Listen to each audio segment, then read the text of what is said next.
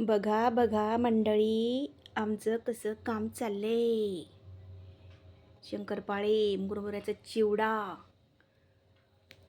लिंबू मिरची.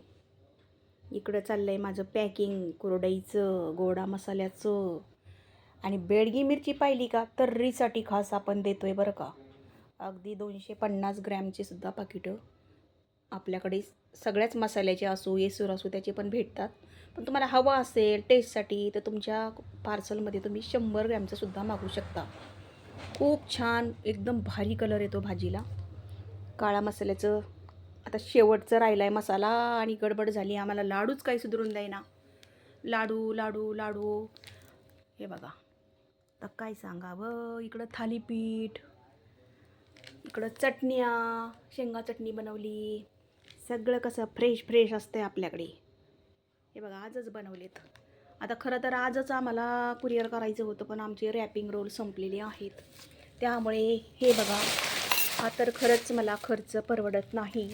कित्येक कस्टमर मला म्हणतायत, ताई तुम्ही त्याचा एक्स्ट्रा चार्ज खरंच घेत जा आमच्याकडून, पण ते आपल्या बुद्धीला पटत नाही, कारण मला कस्टमर टिकवायचे आहेत.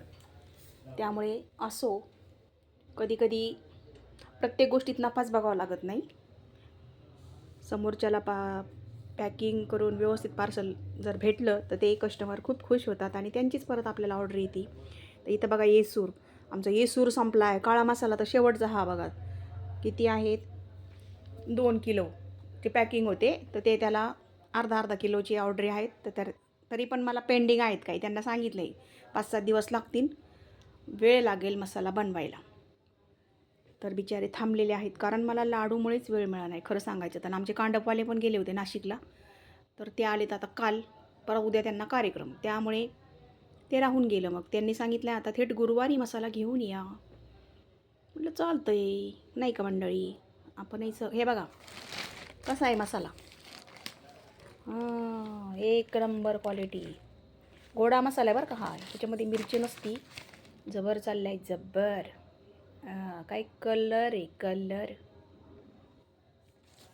कसं आहे मग, कसं आहे हे बघा.